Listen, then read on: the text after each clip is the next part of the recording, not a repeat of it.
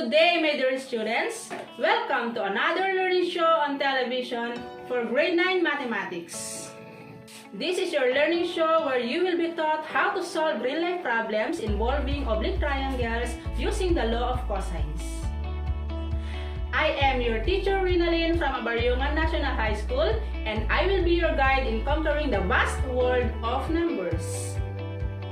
My dear students, at the end of our show, you will be able to solve problems involving oblique triangles using the law of cosines where the three sides are known. Are you ready to make learning with numbers fun and exciting? Let's start!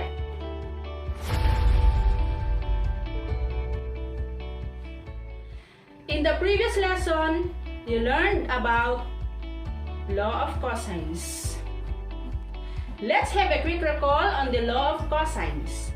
What is the law of cosines? The law of cosines states that the square of any side of the triangle is equal to the sum of the squares of other two sides minus twice the product of these sides and the cosine of the angle between them. When do we use the law of cosines in solving the problem? The law of cosines can be used in the following situations. First, three sides are known, or SSS case. Second, two sides and the included angle are known, or SNS case. Dearest learners, it's important for us to identify whether we use the law of sines or the law of cosines in solving problems involving oblique triangles. But this time, let's focus on the information where the three sides are known, or SSS case. So find a comfortable place as you watch this learning episode. I hope you will enjoy learning with me in this show.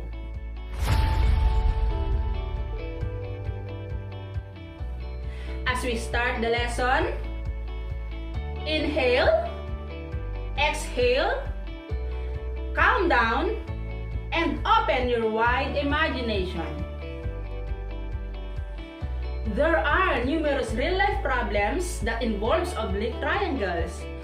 These problems can be solved through the concept of law of sines and law of cosines. To solve a problem, there are steps to be followed. Step number 1, understanding the problem. As you carefully read the problem, try to understand the meaning of the problems and the question that you must answer. Letter A, identify the given information. Letter B, identify information as for. Letter C, look for keyword or clue words. And letter D, draw or sketch a picture. Step number 2, choose the right strategy. You are going to choose whether you use the law of sines or the law of cosines. Step number 3, solve the problem. Solve the problem using either the law of sines or the law of cosines. Step number 4, check the solution. Check on whether the answer makes sense.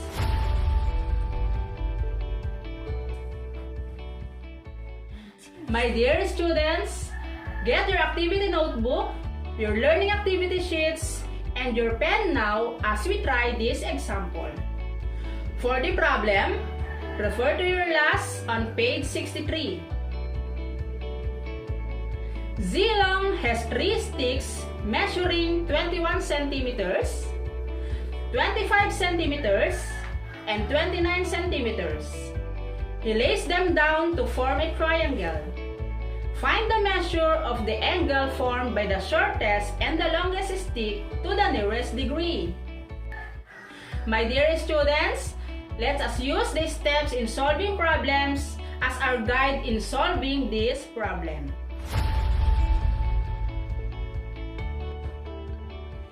Step number 1 is understanding the problem.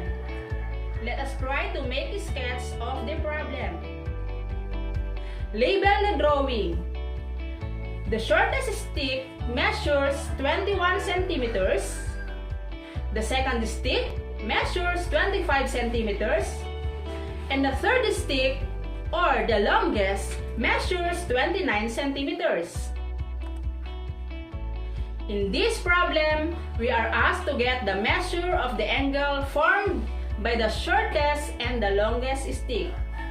We can use variables for the labels so that we can easily identify when we use the formulas.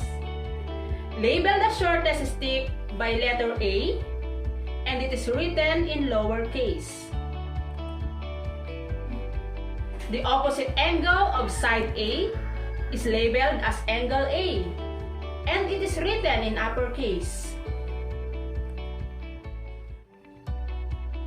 The longest stick is labeled as side B, and it is written in lowercase. The opposite angle is labeled as angle B, and it is written in uppercase. And the third stick is labeled as side C, and it is written in lowercase. The opposite angle is angle C, and it is written in uppercase. Notice that all labels for the sides of the triangle are all written in lowercase, and for the angles, they are all written in uppercase. Let's identify the given. Side A is equal to 21. Side B is equal to 29. And side C is equal to 25. So angles A, B, and C are the unknown. But the question is all about the measure of the angle formed by the shortest and the longest stick. Step number 2, choose the right strategy. What are we going to use if the three sides of the triangle are known? The law of cosines is applicable for the problem because the three sides of the triangle are known. We can use any of the three formulas depending upon the given information. A squared equals B squared plus C squared minus 2BC times cosine A. B squared equals A squared plus C squared minus 2AC times cosine B. And C squared equals A squared plus B squared minus 2AB times cosine C. Since we are looking for the measure of angle C, then we will use the formula number 3. Step number 3, solve the problem. Let us solve the problem using the formula number 3. C squared equals A squared plus B squared minus 2AB times cosine C. Substitute the variables A, B, and C by the values from the given information. So, we have 25 squared equals 21 squared plus 29 squared minus 2 times 21 times 29 times cosine C. The square of 25 is 625. The square of 21 is 441. The square of 29 is 841.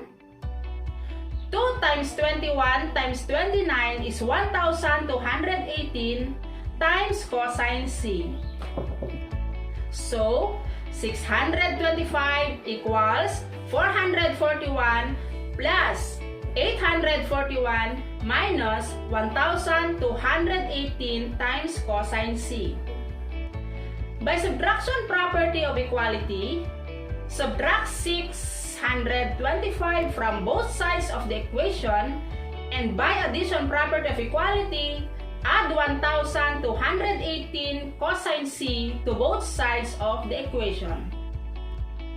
So we have 1,218 cosine C equals 1,282 minus 625. By dividing out 1,218, we have cosine C equals 657 over 1,218. Cosine C equals 0.5394, but the proper way in pronouncing it is 5,394 10,000s. Using your scientific calculator or your trigonometric table, find the value of the cosine in degree measure. Yes, it is 57.36 degrees or 57 and 36 hundredths. If we express into the nearest degree, it is 57 degrees. Step number 4. Check if the answer is sensible. Therefore, the measure of the angle formed by the shortest and the longest stick is 57 degrees.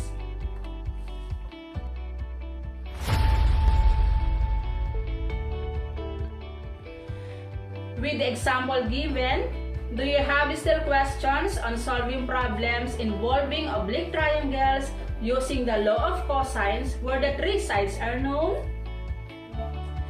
If everything is clear to you now, get your activity notebook and pen, then try to answer this problem.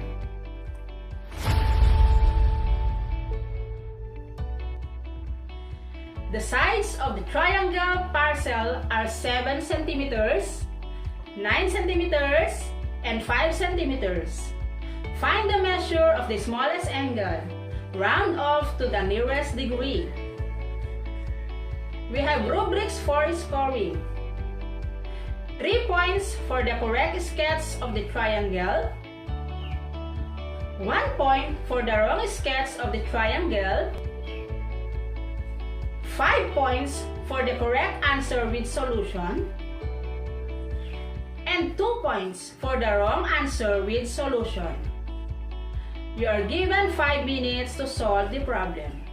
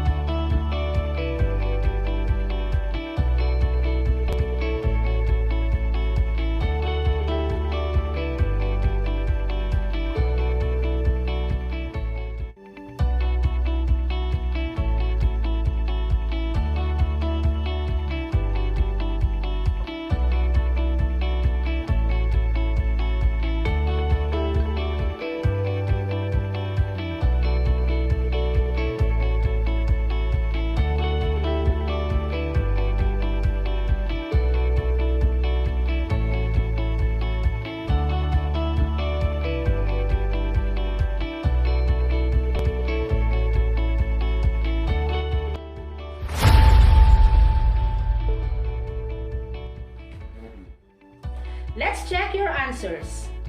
Please check your own output.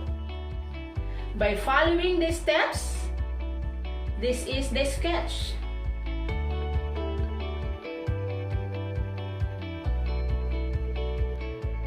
This is the given information. Since the shortest side is labeled as side A, and we all know that in a triangle, the smaller the angle, the shorter the opposite side,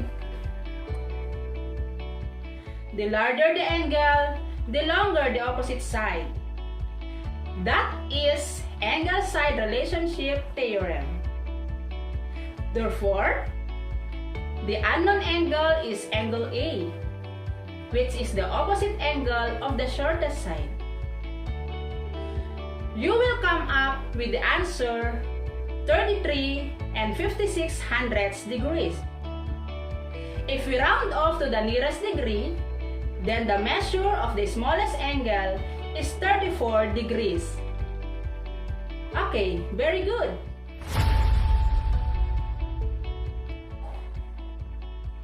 How do we apply the concept in real-life situation?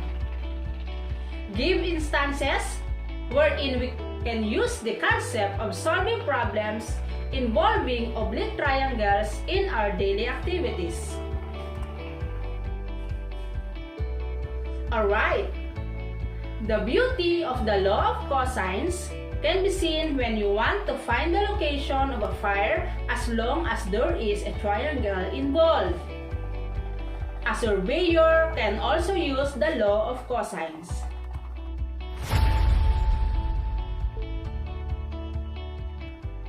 What are the steps in solving real-life problems involving oblique triangles? Very good. We have first, understanding the problem. Second, choose the right strategy. Third, solve the problem. And the last one, check the solution.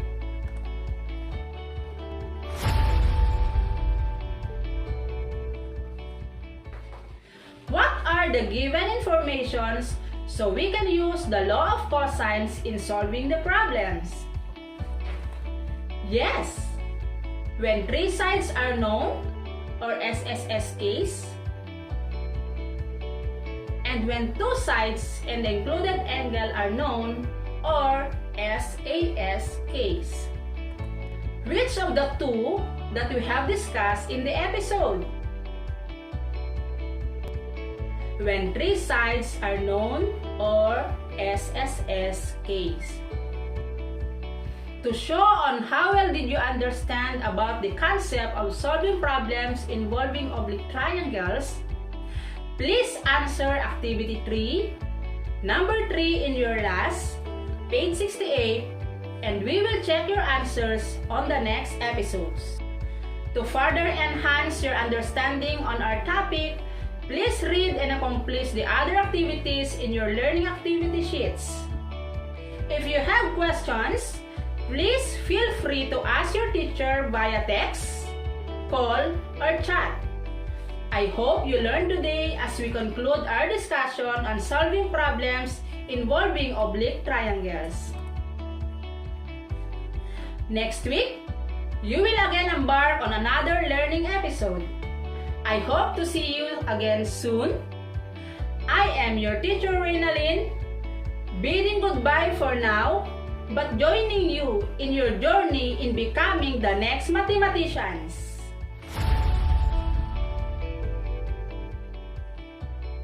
Always remember to observe the health protocols for your safety.